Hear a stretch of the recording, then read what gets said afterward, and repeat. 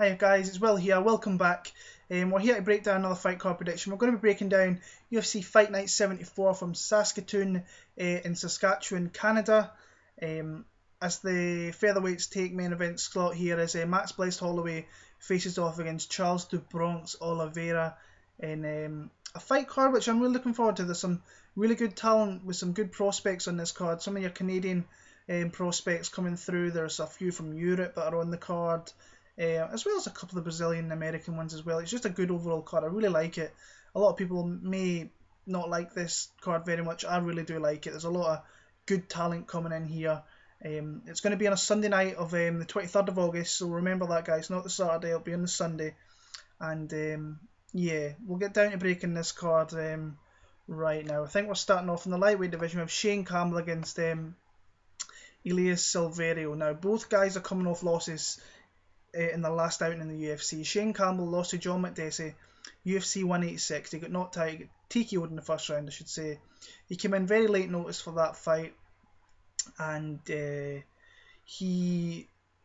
both went at it. Him and McDessie were very aggressive, and McDessie had the more power. I think his cardio was better. I think Campbell just came out and tried to brawl with him a little bit, and McDessie was just that little bit more technical, hit him with some lovely straight shots, a nice uppercut in there as well, and just got taken out. But it'll be interesting to see him here in the UFC with a full camp behind him, see how he is. I watched him in the WSOF. He beat Derek Boyle with a lovely kind of the Hadouken finish. If you should go look that up on YouTube as well. Pretty nice finish. The guy's got a kickboxing background. He's still got work to do on his ground game, but he's a very dangerous striker. He faces off against Elias Silverio here, who's coming off a loss to Rashid Magomedov. Now, this guy, he fought Zeferino, I think, was one of his fights. Isaac Valley Flag, and Ernest Chavez, I think he stopped in the third round via submission. And he took a big step up against Magomedov. Magomedov is just technically a really sound fighter. Wherever the fight goes, he's always going to be there. And I think he's got Magomedov has got a good matchup coming up, if I remember right. I can't remember off the top of my head though.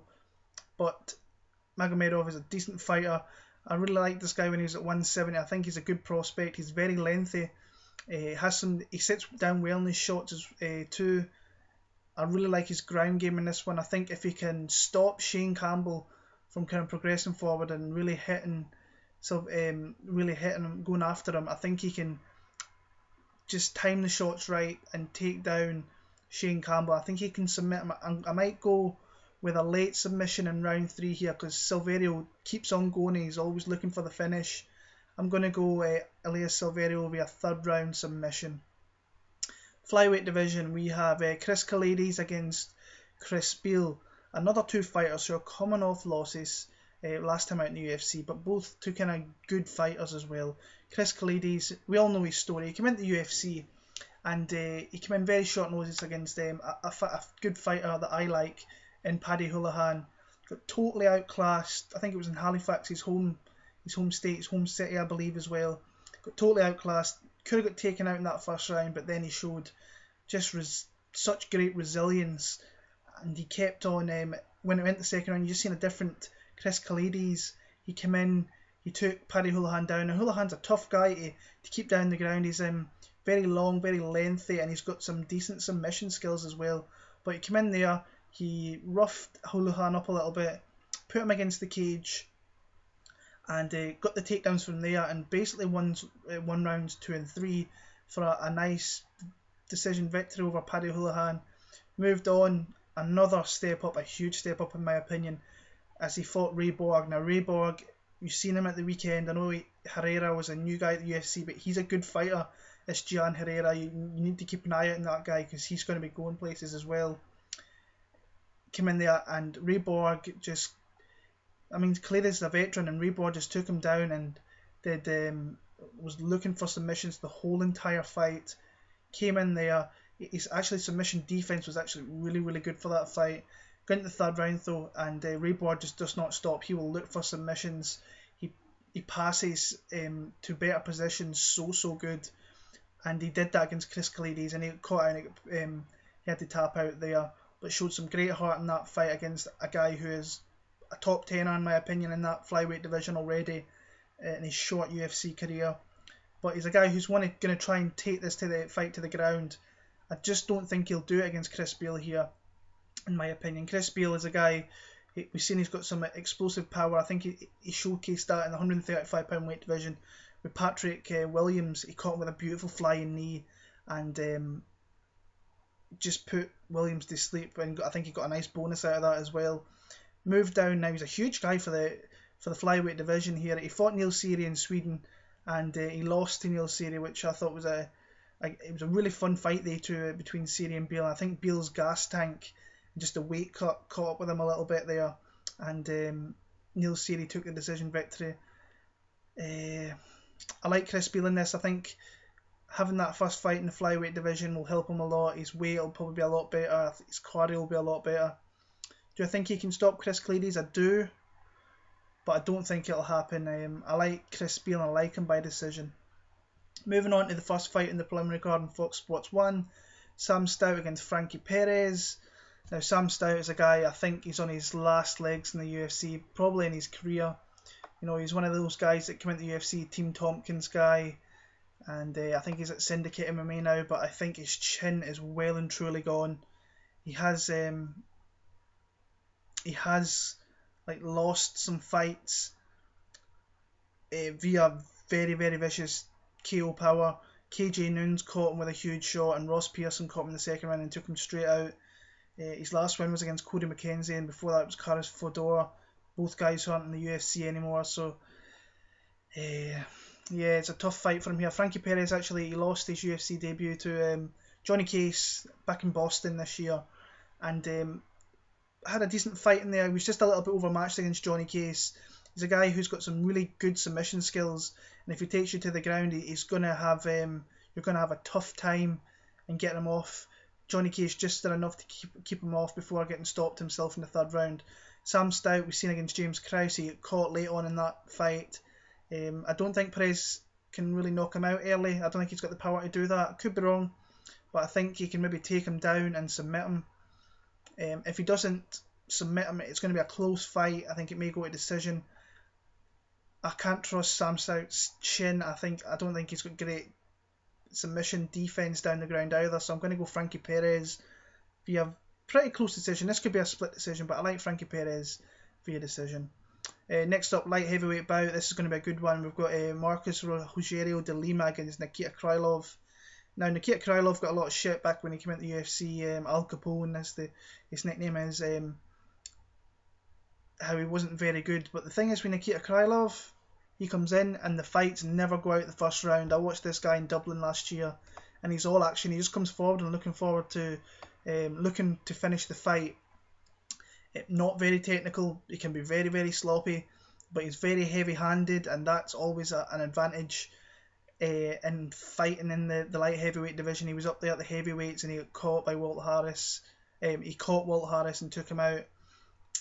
But he's against a guy in this one here, in Peixão, Rogerio de Lima, who is just a wrecking machine. We've seen him in Tough Brazil, and he hurt some guys on there. Showed if you get a good elite grappler like he lost to on the show, he'll be in big trouble. So he came out in the UFC. Richardson Moreira, he came out and absolutely knocked him out in 20 seconds flat. Got to step up again. Igor Pokrajats, he didn't last 2 minutes. He's just got destructive power. When he touches you, he doesn't even have to fully touch you. He just stands there and unloads. He will take your chin off and he will stop you. This is how I see this fight going. I think Krylov's going to get too aggressive, and De Lima's power is just going to shine through here, and he's going to knock out Nikita Krylov, and I can see it being inside 90 seconds of this fight. So I'm going to go Marcus Rogerio de Lima via TKO in round number 1. Bantamweight division. Yves Jabouin against Felipe Cowboy Arantes, I believe it is. I might be thinking the wrong guy there, but Felipe Arantes, who's making the drop to the bantamweight division, it has to be noted. Yves Jabouin, I think he's on the kind of bad side of his career now. He is moving back. He's kind of going into that retired kind of fighter status. He's kind of one of these guys. He's very, very fast, very speedy, Doesn't have much power, but he throws some nice spinning attacks. Actually, in his last fight, I know he got brutally knocked out by Thomas Almeida, but he actually hit Almeida with some really nice shots. Now, Almeida's so aggressive that he leaves himself open to be struck, like it was against Brad Pickett, where Brad Pickett has more power and really hurt him in that first round. But Jabouin hit him with some nice uppercuts, hit him some nice straights, but he was just totally overmatched and outpowered against Thomas Almeida. But we've seen he has got some grappling skills. We've seen against Mike Easton. I think he took Mike Easton down 5 times now. If you were looking at, I think if I broke that down, I think I did break it down. I gave Mike Easton the clear advantage. I gave Jabouin the clear advantage on the feet, and Easton in the grappling and the wrestling. And it was totally the way. Jabouin just totally outclassed Mike Easton and won that fight. Do I think he can beat Felipe Arantes here? Yeah, I think he can. I think it's going to be a close fight. Let's say Arantes is coming in here, making the drop. He's going to have the height and the reach advantage in this fight. Maybe not the speed advantage, but I do think he's got a good chance to win the fight as well. So, coming off the loss to Andre Fili, UFC 179, it was Aldo and Mendes back over there too.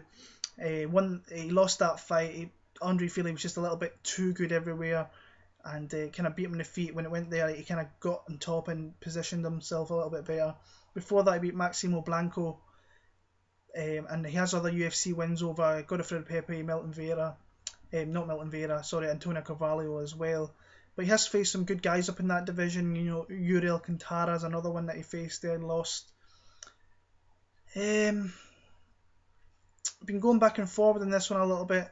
All depending on the weight cut for me for Felipe Arantes. I think if he has a decent weight cut, he's got a really good chance of beating Jabouin. But I'm actually going to go with Yves Jabouin here. I think he's wily enough as a veteran to take the fight to the ground and wear out Arantes a little bit. So I'm going to go with Jabouin via decision. Up into the light heavyweight division now. This has changed, I believe. In the last hour, I think Misha Cirkunov, making his UFC debut here, will be facing another debutant in Daniel Jolly, as Sean O'Connell has pulled out via injury. Misha Cirkunov, on the other hand, he's a 9-2 Hard Knocks light heavyweight champion.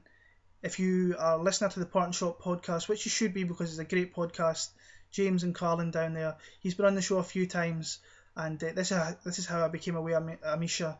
He beat Rodney Wallace, hit him with some huge right and left hands. He's a big guy, Cirkunov, and then he took him out with a beautiful head kick. Then in his next fight against Sean Asher, he caught. They were in a clinch position, I believe it was, and he unloaded with some hellish knees. Took this to the ground and then leapt on a beautiful armbar for the finish. He looks very composed, very aggressive. I think the matchup with Sean O'Connell was a tough one. I think he could have won. I think if I was picking between them two, I might just go Cirkunov. But he's against Daniel Jolly here. I think he's 5-0 in the UFC, 5-0 in the regionals, and he hasn't fought in about 15 months, I believe, and he's not very good. This guy is pretty much cannon fodder here for Misha Cirkunov, and in that case, I'm going to go Misha Cirkunov, very destructive knockout in round 1. Moving on to the main card, we have the women's strawweights kicking off the card. We have Maryna Moroz against Valerie Letourneau. Now, kind of stinks my heart a little bit this year talking about Maryna Moroz. She beat Joanne Calderwood and back in Poland, back in April, and it really kind of hurt Calderwood versus Jędrzejczyk. But looking at it now, it might be a good thing that Calderwood actually lost that fight. But Maryna Moroz, what I took away from that fight was that she's got some really nice boxing skills. She's got a big overhand right, and she's got a really crisp left hand as well. She backed Jojo up with some nice shots, and when she got Joanne against the cage, she tied her arm up, jumped to guard, went to her back, and moved her hips around and caught her in a lovely armbar. Calderwood had nowhere to, nothing else to do but tap out, and after that she was calling out Joanna Jędrzejczyk. But this girl's very good. I think she's 5, maybe 6-0. and she's facing a girl here in Valerie Letourneau who's a little bit of a veteran, and she's really only lost to decent fighters in her career. Now, I mean, she started in 2007, and 2 of her first 3 fights were against Sarah Kaufman and Alexis Davis, where she got knocked out by Kaufman in the second round, and then she lost a very close split decision to Alexis Davis, which I think she could have won that, if I'm being honest with you. Then lost another close split to Claudia Gadelha, which was, I thought, very, very close when I watched that back. Now, she's 2-0 in the UFC. She hasn't really faced great competition in Elizabeth Phillips and Jessica Rakoczy. She took Jessica Rakoczy down, went for a few sub-attempts, and got the unanimous decision victory. And then she had a bit of a slugfest with Elizabeth Phillips. It wasn't a great fight, but she deserved to get the nod, in my opinion. Here, I think she is getting a step-up in opponent here, all around in Maryna Moroz.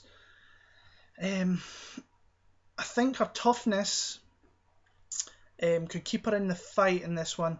I really want to pick Valerie Letourneau, but there's something pulling me to Maryna Moroz. I think her length and her reach is going to really help on this fight. And if she gets the opportunity to go to the ground with Letourneau, I think she's got a great chance to finish it down there. See, this is a toss-up fight for me. I've been kind of on Letourneau's side the whole way. I think I'm going to change. I'm going to go with Maryna Moroz via a very close decision. She's got more of a chance to finish in the fight than what Letourneau has as well. But I like Moroz, not by much. If you're betting this fight, I'd stay well clear. Well clear. Moving on to the lightweight division, we have Olivier Aubin Mercier against Tony Sims. Now, this is a really good fight. The fight before was actually a good one. Tony Sims is coming in here for Chris Wade. I thought it was a good fight, Wade versus Aubin Mercier. I think it's an even better fight now with Tony Sims, because Tony Sims is a very impressive fighter. Mercier, he beat who did he beat last time out? Apologise, lost my head. David Michaud. That was a fun fight at UFC 186 as well, kind of back and forward, but Mercier was always the aggressor in the fight. He was always kind of moving back. Michaud was the aggressor, but he showed great improvements in his striking from his last fight against Jake Lindsay. And when he got the fight to the ground, he caught a really beautiful rear naked choke in the 3rd round, stopped Michaud there. So coming into this fight here against Tony Sims, who's a really decent, well-rounded fighter, he had his UFC debut back in Florida not so long ago, and he totally outclassed Steve Montgomery and hit him with a huge shot and took him out. He's got some very crisp boxing. He's got a great cardio. He's got some skills on the ground. This is going to be a great fight. This is a 50-50 fight in my opinion here. It's a good fight to see where Mercier is in his young MMA career. I think I'm going to go with Aubin Mercier via a very close split decision. I was actually kind of going towards more Tony Sims before doing this video. But watching a little bit of the footage, I think Mercier is a really good fighter. If he shows some improvements with his hands and with those skills he has on the ground, I think he can just win this fight. But I'm going to go split decision, Aubin Mercier. Next up, we have Charles Laprise against Francisco Trinaldo. Charles Laprise looked, I thought he lost his last fight. Well, I'm kind of back and forward. I think it was a very close fight against Brian Barberena. Started off very well, he beat him up and then gassed out pretty badly, and Barberena, being very aggressive, came forward, landed some shots, and he got the decision victory down there. I think it was Fight the Night, UFC 186, a really good fight. A guy who's very crisp on his feet. He's just technically a well-rounded fighter, and he's pretty good everywhere. I haven't seen as much of him in the ground, but a decent fighter, and this is a good fight in the stage of his career. But I do think he can beat Francisco Trinaldo. Say Trinaldo, I don't think he beat Norman Park down in Brazil. I thought Norman Park got robbed personally. He totally outstruck Norman Park by about 50 odd shots. I was looking at Fight Metric today, and watching the fight, he definitely outstruck him. But he got taken down like 4 or 5 times, and Park passed his guard pretty easily, which I didn't think. I thought Trinaldo would have the clear advantage, kind of jiu-jitsu wise down there, but Park did himself very well there. Trinaldo has some kickboxing Muay Thai experience. He is a very good Muay Thai practitioner, but he's very sloppy and he gasses out quite bad. In that case, I like Charles Laprise here. He can take him out late in the fight. I like another decision here for Charles Laprise. Welterweight division, 2 veterans here. We have Patrick Cote fighting Josh Burkman. Now, Patrick Cote, the guy who Iron Jaw years ago. He's a guy who's probably in the swan song of his career, but he is winning fights, and he has won. He won his last fight against Joe Riggs. Not really saying much because Joe Riggs is deteriorating, and he's probably one of the worst, well, I shouldn't say worst fighters after watching Anthony Cristodolo and some other previous fighters as well. I think in this fight, Burkman's going to have the clear speed advantage. He's going to outstrike Patrick Cote here and probably take the fight to the ground and maybe catch a submission down there. I say, since Burkman's come into the UFC, he's had a couple of hard outs. He had Hector Lombard, and then he got popped for that, and then he faced Dong Young Kim, where he was losing that fight. It wasn't Dong Young Kim was he was taking him down, he's keeping him there, hitting him with shots. Eventually caught a really nice arm triangle choke and lost that fight there. I think it's a good fight for Josh Burkman to have in his career. I think he really could do with a finish here, and I like him. Does he finish Patrick Cote? I'm actually going to go with Josh Burkman via submission in the second round. Yeah, I'm going to go with Burkman via sub. Moving on to the co-main event, a great co-main event if you ask me this. Rick's Story against Erick Silva. I thought Rick's Story looked absolutely phenomenal against Gunnar Nelson in Sweden last year. He showed some really nice skills on the feet. He's always dangerous. He's got big power as well, and he throws big shots. I do believe that Gunnar Nelson started really slowly and didn't really get into the fight at all. And with that, later the fight went, he peppered Gunny with some shots. I think he got hit with some big shots as well. He's moved to the MMA lab in Arizona, and looks very, very good down there as well. But he's always got that wrestling and the big power to kind of go and get the victory here. Erick Silva, on the other hand, always a fun guy to watch.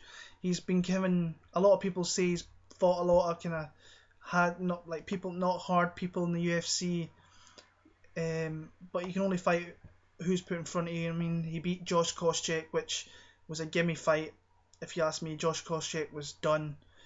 Won that fight via submission. Beat my man Mike Big Rhodes. I'm a huge Mike Rhodes fan. I believe he'll be back in the UFC, and hope it's sooner rather than later. Lost to Matt Brown in a war over 3 rounds back in the main event back in May last year. Beat Takanori Soto. Lost to Dong Young Kim via vicious KO as well. It's all about he had a great fight against a predominant wrestler, and John Fitch, let's not forget that there, back in Brazil a few years ago. If he can keep the fight standing, I think he's got a clear advantage. He's very dangerous up there, and he can land some big shots, and he can, especially his body kicks. I believe he's got some really big body kicks he can take you out with, but he follows up with nice punches to the body as well as hooks. But he does gas very badly, and if that kind of goes into the middle of the second round, third round, Rick Story's going to take this guy at the ground and beat him up down there. I really want to pick Erick Silva in this fight, but I think Rick Story he's too crafty as a veteran, and he's going to just do enough to win this fight. I do believe it's very close. If I had to pick who I would like to win, I'd like it to be Erick Silva, but I'm going to go with my head here and pick Rick Story via decision in this one, but I do believe it's very close. But good luck, Erick Silva. I hope you pull it off, man. Really do. And in the main event, we are going to go Max Holloway against Charles Oliveira. Now, Max Holloway, guy is just a top fighter, no doubt about it. He's faced from his UFC debut, he faced Dustin Poirier. Now, that's a tough fight for anybody. And he's faced tough fighters since then. I mean, he fought Conor McGregor, Dennis Bermudez. I thought he beat Dennis Bermudez. Had a really nice knockout of Justin Lawrence. Beat Pat Schilling. Won a split decision against Leonard Garcia.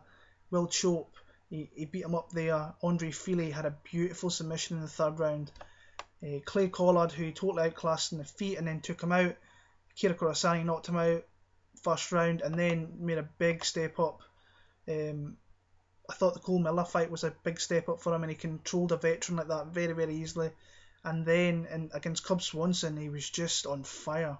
He was beating the more technically sound kind of. They're both very good on their feet, as Swanson and Holloway, and the speed of which Holloway was hitting Swanson with beautiful leg kicks, spinning kicks as well. And then going into the third round, he unloaded some shots and then caught him in a beautiful guillotine choke about a minute from the end, I believe. And Cub Swanson tapped out and then pretty much stepped in straight away here into the main event against Charles Oliveira. Now, Charles Oliveira, I thought last time, he looked phenomenal against Jeremy Stephens. Now, I don't think Jeremy Stephens really showed up for that fight, if I'm being perfectly honest with you. I think we saw the real Jeremy Stephens against Dennis Bermudez, who is very, very aggressive and brings the fight to you. He never really did that against Charles Oliveira. Charles Oliveira stopped his takedowns very, very well, I must say. But he's on a 4-fight win streak since losing to Frankie Edgar. He submitted Andy Ogle, beautiful submission. Hayoki, beautiful submission. And then an absolute great fight against Nick Lentz last time out down in Brazil. He faced Nick Lentz in it. It was a back and forward one. He won the first round. I think Lentz won the second round. But Lentz went in for a takedown in that third round, which I think Lentz was winning, and caught him with a beautiful guillotine choke and stopped him here. How I see this, I just think if Max Holloway keeps us on the feet, he's going to knock this guy out. I thoroughly believe that. I don't think he really... Oliveira's not going to hurt you on the feet. He doesn't have big power. He has a nice jab that he pops out there now and again, but he hasn't got the power to really take you out, whereas Max Holloway has. I think he'll stay away. I don't think he's stupid to go to the ground with Charles Oliveira. I think he's got enough skills down there to hang with him, don't get me wrong.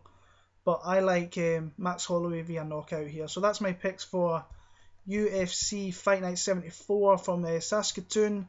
I'll be back for UFC 191, Demetrius Johnson against John Dodson. We have Rumble Johnson against Jimmy Manuwa. That's a great fight. Andre Arlovski against Frank Mir. That's another great fight. Paige Van Zandt in there as well. So looking forward to breaking down that one. There'll be about a week or so until I pop that one out.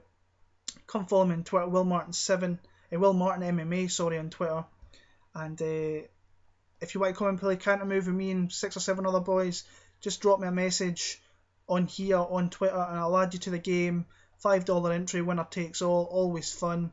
And I should maybe point out that next year I've made my way into the top 10 of the Toutmaster predictions from the start of the year. I had a really bad run, I was 32nd, and I've made my way. I'm on a good streak now up into the top 10, looking to hopefully hit the top 5 by the end of the year. Next year, if you get a chance to enter the tournament, I think you should. The prediction league, it's great fun and it makes every fight night really, really interesting. I think it's $50 entry. It was this year, it may go up. But if you get the chance next year, please come and enter because it's great fun and you can win yourself some big money if you can pick the right fights and pick the winners. So, I'll be back for UFC 191 soon. I wish you all the very best and enjoy the card when it comes round. Take care and I will see you all soon. Thank you.